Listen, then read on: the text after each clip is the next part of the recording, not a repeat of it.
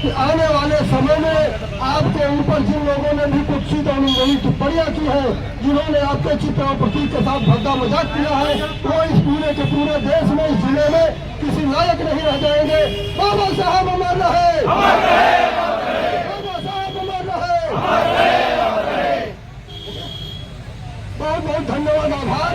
सभी कार्यकर्ताओं से आग्रह है, जो चित्र आप लोगों के बाबा साहब का अपमान नहीं सहेगा हिंदुस्तान, बाबा साहब का अपमान नहीं सहेगा हिंदुस्तान।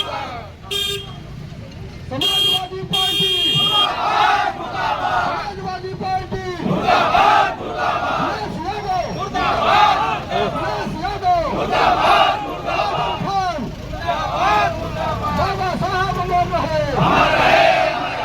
सभी लोग पंक्तिबद्ध हो। तो बाबा साहब के हितैषी बनते हैं, उनके चरित्र को हम सभी लोग उजागर करेंगे। हम सभी साथियों से आग्रह और निवेदन करते हैं कि हम सभी साथी यहाँ से चलकर बाबा भीमराव अम्बेडकर की प्रतिमा के समक्ष शपथ लेंगे। उसके उपरांत यह अपना धरने का कार्यक्रम समाप्त किया जाएगा।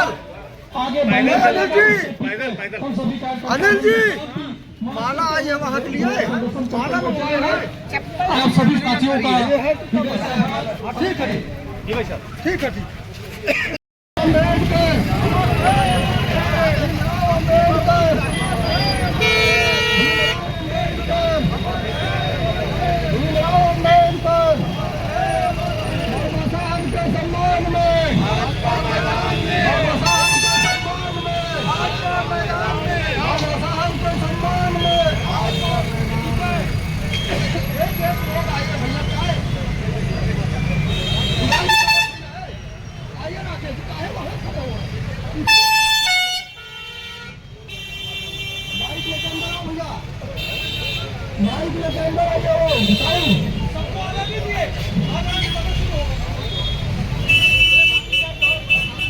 बाबा साहब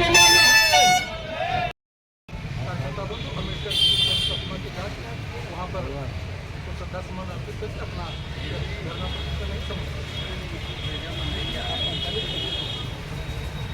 महाराज जी के राज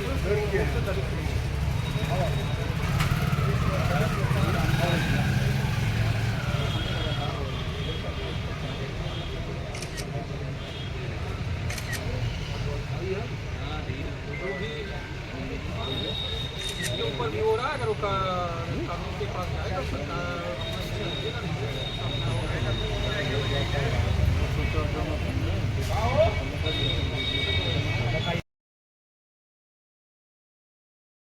ऐसा मेधावी छात्र इस विश्वविद्यालय में कभी नहीं हुआ और शायद आने वाले दिनों में हो भी नहीं, ऐसा खिलाफत लगा।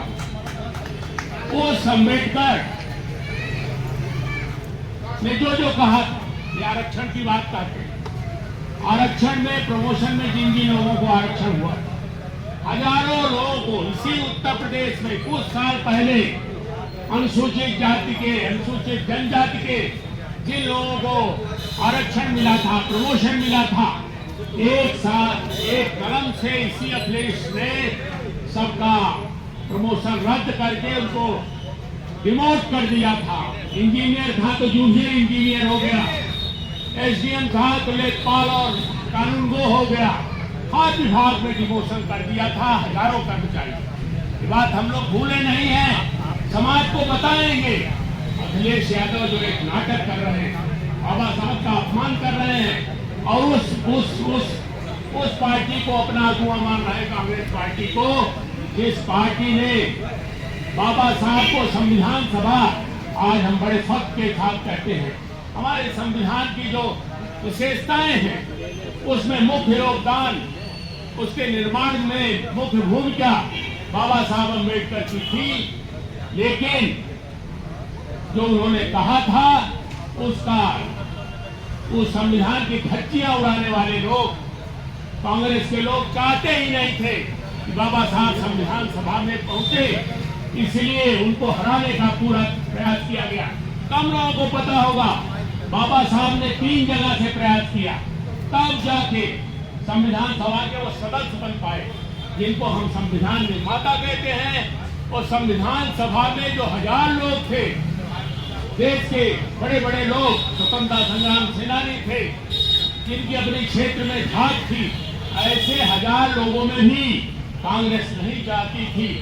जो आज अखिलेश यादव के नेता लोग हैं, वो नहीं चाहते थे बाबा साहब संविधान सभा में आए। और 52 का जो आम चुनाव हुआ, और बहुत लोगों को भ्रम होगा कि कांग्रेस के लोगों ने उनको विधि मंत्री बनाया, कानून मंत्री बनाया था पहली सरकार में, 46 में जो सरकार बनी थी। नहीं मित्रों, गांधी जी का दबाव था कि आप भीमराव अंबेडकर के योगदान को, उनकी विद्वता को, अंतर्राष्ट्रीय राजनीति के इतने विशेषज्ञ हैं, दुनिया के कानूनों के अध्येता हैं, ऐसे व्यक्ति को अगर नेहरू जी आप अपने मंत्रिमंडल में लेंगे तो आपके मंत्रिमंडल की गरिमा बढ़ेगी, अंग्रेजों से बात करने में आपको सहूलियत होगी, उनके साथ संघर्ष में सहूलियत होगी। तब जाके डॉक्टर भीमराव अम्बेडकर नेहरू जी की सरकार में गांधी जी के विशेष जोर लगाने पर, दबाव बनाने पर बनाए गए। इसी तरह डॉक्टर मुखर्जी बनाए गए थे, ये दोनों कांग्रेस पार्टी के सदस्य नहीं थे। लेकिन कांग्रेस, गांधी जी की हत्या हो जाती है और पहला आम चुनाव होता है। कांग्रेस अंबेडकर के साथ, डॉक्टर अंबेडकर के साथ कितना खड़ेल करती है कि उन्हीं के पर्सनल सेक्रेटरी को, उन्हीं के पीए को तोड़ करके अंबेडकर के खिलाफ चुनाव लड़ाती है। और अंबेडकर पहला आम चुनाव लोकसभा में का हार जाते हैं, लोकसभा में पहुंच नहीं पाते। ये कांग्रेस का कुकृत्य है, ये कांग्रेस ने किया। उसी राह पर सपा चल रही है, पार्लियामेंट में नहीं पहुंचने दिया, संविधान सभा में न पहुंच पाए, इसका पूरा प्रयास किया। इस तरह से डॉक्टर अंबेडकर का पग पग पर अपमान करते रहे ये लोग। डॉक्टर अंबेडकर आज भारत संविधान में